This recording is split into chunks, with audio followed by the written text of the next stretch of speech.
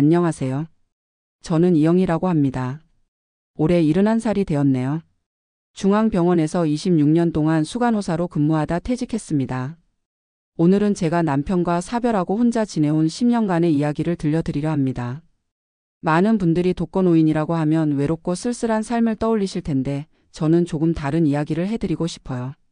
제가 어떻게 자발적 고독을 선택하게 되었는지, 그리고 그 안에서 어떤 의미를 찾았는지 말이죠.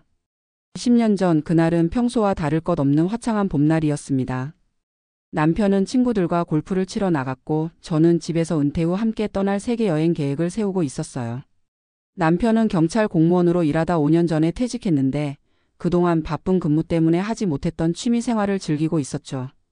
그날 오후 2시쯤이었을까요? 갑자기 남편 친구에게서 전화가 왔습니다. 남편이 골프장에서 갑자기 쓰러졌다고요. 심근경색이었습니다. 병원에 도착했을 때 이미 의료진이 응급처치를 하고 있었어요. 수간호사로서 수많은 심장 환자를 봐왔지만 정작 내 남편이 그 자리에 누워있으니 아무것도 할 수 없었습니다. 손발이 떨려서 서 있을 수도 없었어요. 의사가 다가와 아무리 노력해도 소생이 어렵다고 했을 때 저는 그저 믿을 수 없었습니다. 내가 간호사로 그 모든 심장 환자를 봤는데 정작 내 남편은 구하지 못했다는 자책감이 몰려왔습니다. 40년을 함께한 동반자가 하루아침에 사라졌습니다. 장례를 치르는 내내 저는 꿈을 꾸는 것 같았어요. 아들과 며느리, 딸과 사위가 저를 부축했지만 그 무엇도 남편의 빈자리를 채울 수는 없었습니다. 장례를 마치고 집에 돌아왔을 때 그 적막감은 말로 표현할 수 없었어요. 우리가 함께 쓰던 침대, 남편의 옷이 걸려있는 옷장, 아침마다 함께 마시던 커피잔까지. 모든 것이 남편을 기억하게 했습니다. 밤이면 더 힘들었어요. 퇴직 후 함께 떠나기로 계획했던 세계 여행 계획표를 바라보며 밤새 눈물을 흘렸습니다. 이탈리아 베네치아에서 곤돌라를 타고 프랑스 파리에서 에펠탑을 배경으로 사진을 찍고 호주의 대자연을 함께 감상하기로 했는데 그 모든 계획이 물거품이 되었습니다. 가장 힘들었던 건 손주들 앞에서는 강한 할머니로 있어야 한다는 것이었어요. 아들에게는 둘, 딸에게는 하나, 총 3명의 손주가 있었는데 아이들은 할아버지의 갑작스러운 죽음을 이해하지 못했어요. 특히 아들 집의 6살 손녀는 매일 할아버지가 언제 돌아오냐고 물었습니다. 아이들 앞에서는 미소를 지으며 괜찮은 척했지만 집에 돌아와 혼자 있을 때는 완전히 무너졌어요. 남편이 떠난 지 한 달 즈음 되었을 때 캐나다에서 살고 있는 딸이 한국에 왔어요. 딸은 제게 캐나다로 같이 가자고 했습니다. 엄마, 우리와 함께 살아요. 한국에 계시면 너무 외로우실 거예요 라고요.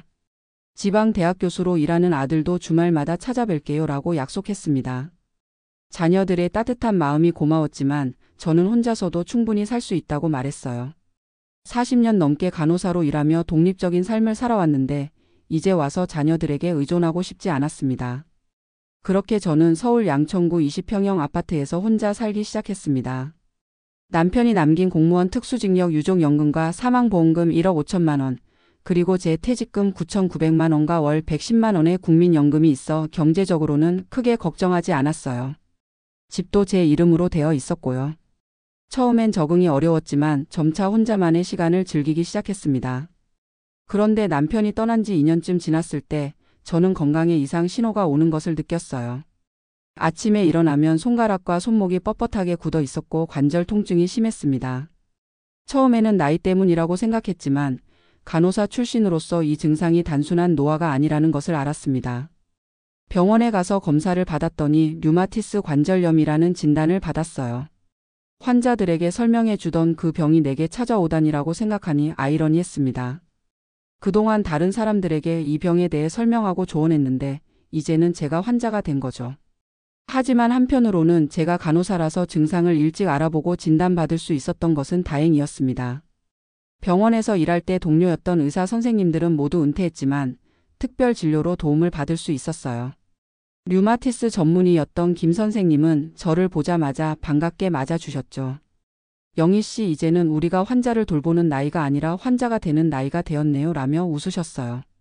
그 말이 슬프면서도 위로가 되었습니다. 그런데 류마티스 관절염만으로도 힘든데 그 이듬해에는 또 다른 문제가 생겼어요. 체중이 갑자기 늘고 만성 피로와 손발 저림, 피부 건조 등의 증상이 나타났습니다. 역시 간호사 경험으로 이 증상들이 갑상선 기능 저하증을 의심하게 했고 검사 결과 제 예상이 맞았습니다. 두 가지 만성질환을 앓게 되니 약물 복용과 규칙적인 생활의 중요성을 새삼 깨달았습니다. 류마티스 관절염 약은 아침 식사 후에, 갑상선 약은 공복에, 그리고 다른 여러 보조제들. 약 복용 시간이 복잡해서 디지털 알람 시계를 구입했어요. 시간마다 알람이 울리면 어떤 약을 먹어야 하는지 알려주는 시스템을 만들었습니다. 또한 매일 아침 혈압과 체중을 측정해 건강수첩에 기록했어요. 수간호사로 일할 때 환자 차트를 관리하던 습관이 저 자신을 위한 건강관리에 도움이 되었죠. 아들과 딸에게는 주간 건강보고를 위한 화상통화 시간을 정했어요. 매주 일요일 저녁 8시에 아이들과 화상통화를 하며 제 건강 상태를 알려주었습니다. 제가 자녀들과 함께 살지 않기로 한 결정은 시간이 지날수록 더 많은 논쟁을 불러일으켰어요. 특히 아들은 끈질기게 설득했습니다. 어머니, 저희 집 옆으로 이사 오세요. 제가 살고 있는 대학 근처에 좋은 아파트가 있어요. 거기서 사시면 제가 매일 찾아뵐 수 있어요 라고요. 캐나다에 있는 딸도 비자 초청 서류를 보내왔어요. 엄마, 손녀도 한국어를 배워야 해요. 할머니가 있으면 더 빨리 배울 거예요 라며요. 하지만 저는 단호했습니다.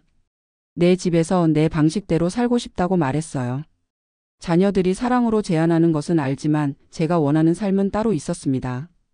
자식들 눈치 보며 사는 것보다 비록 혼자지만 자유롭게 사는 것이 더 행복할 것 같았어요. 그렇게 저는 독거노인이 아닌 능동적 싱글로서의 정체성을 갖게 되었습니다. 그 무렵 병원에서 함께 일했던 은퇴 간호사들과 모임을 가졌어요. 그중 한 선배가 영어 스터디 그룹을 만들자고 제안했습니다. 영어 공부라니 처음에는 망설였지만 한번 해보자 싶어 참여했어요. 일주일에 2번 근처 카페에서 모여 영어 원서를 읽고 토론하는 시간을 가졌습니다. 처음에는 어색했지만 점차 재미를 느끼기 시작했어요. 특히 간호 전문 용어를 영어로 다시 배우는 것이 흥미로웠습니다. 영어 스터디를 통해 만난 선배 간호사 중 한 분이 독거노인 건강관리 자원봉사를 하고 계셨어요. 그분의 권유로 저도 봉사활동에 참여하게 되었습니다. 월요일과 목요일 오전에 지역 복지센터에서 독거노인들의 혈압을 측정하고 약 복용법을 안내하는 일이었어요. 제 경험이 다른 독거노인들에게 도움이 된다는 사실의 보람을 느꼈습니다. 한 번은 83세 할머니가 저를 찾아왔어요. 당신도 혼자 사는데 어떻게 그렇게 건강하게 살 수 있냐고요. 저는 제가 실천하는 건강관리법과 약 복용 시간표를 알려드렸습니다. 그 할머니는 다음 주에 다시 오셔서 말씀하셨어요. 덕분에 약을 제 시간에 잘 챙겨 먹게 되었다고요. 그 말을 들으니 수간호사 시절 환자가 호전되었을 때 느꼈던 그 기쁨이 다시 찾아왔습니다. 자원봉사 활동을 하면서 또 다른 모임도 알게 되었어요. 바로 월 1회 모이는 황혼의 책 모임이었습니다. 60대부터 80대까지 다양한 연령층의 노인들이 모여 고전 문학을 읽고 토론하는 모임이었어요. 처음 참여했을 때 그들의 깊이 있는 대화에 놀랐습니다. 병원에서 바쁘게 일하는 동안 놓쳤던 문학의 아름다움을 다시 발견하게 되었어요. 책 모임에서 만난 76살의 박 선생님은 퇴직 국어교사셨는데 그분의 문학 해설은 마치 강의를 듣는 것 같았습니다.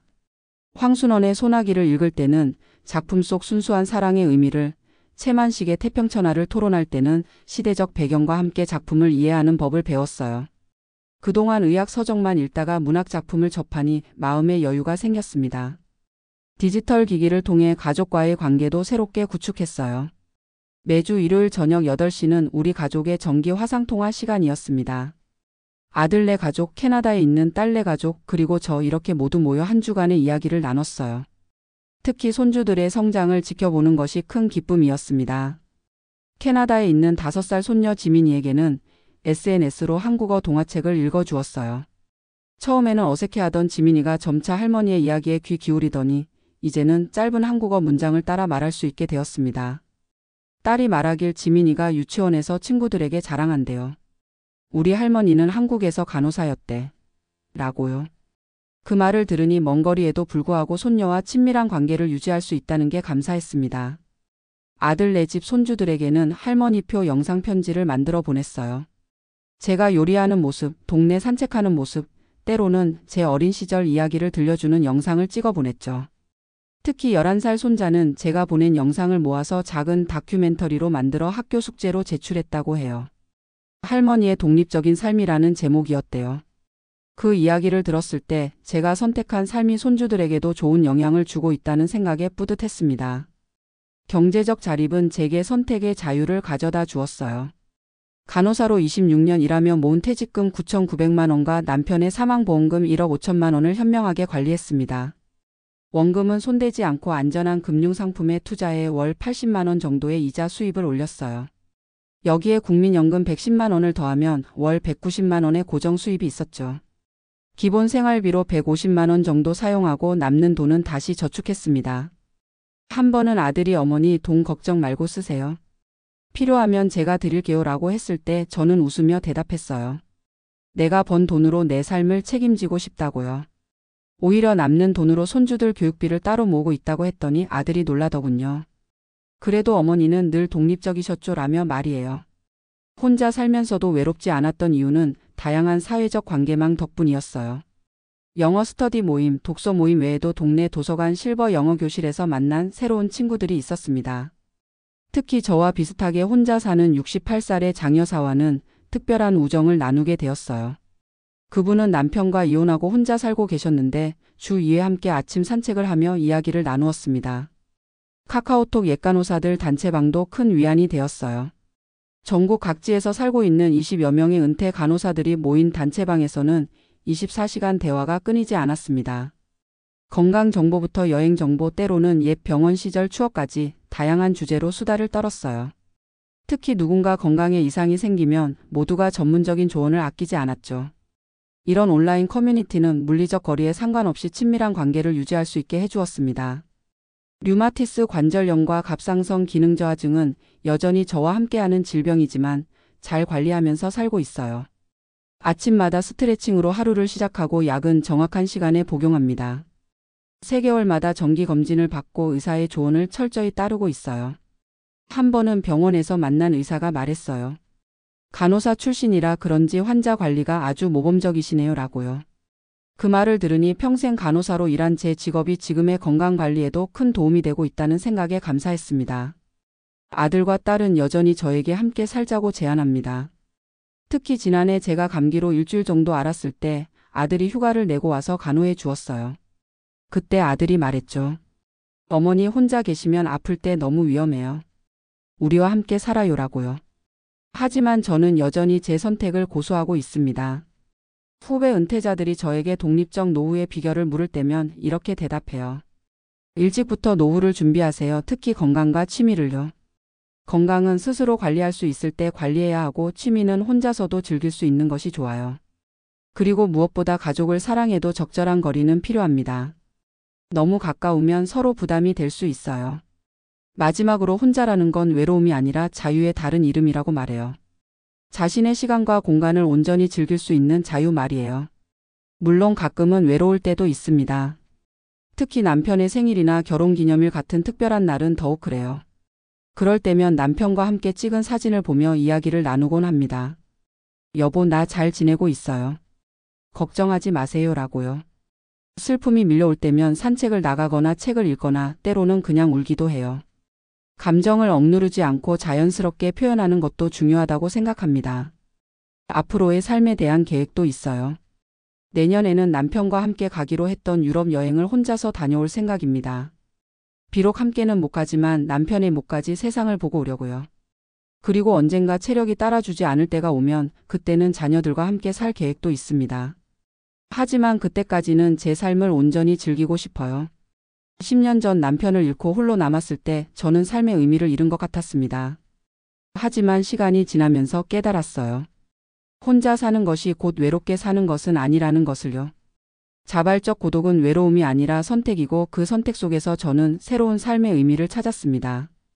비록 나이가 들고 건강에 문제가 생기기도 했지만 저는 여전히 제 삶의 주인으로 살아가고 있습니다. 그리고 이 길을 선택한 것을 단 한 번도 후회한 적이 없어요. 남편 사별 후 10년 독거노인이라는 말보다 저는 능동적 싱글이라는 말이 더 마음에 듭니다. 제 삶은 고독하지만 외롭지 않고 혼자지만 고립되지 않았습니다. 오히려 더 넓은 세상과 더 다양한 사람들을 만날 수 있었어요. 이것이 제가 선택한 자발적 고독의 의미입니다. 저의 이야기가 비슷한 상황에 계신 분들에게 작은 위로와 용기가 되길 바랍니다. 감사합니다.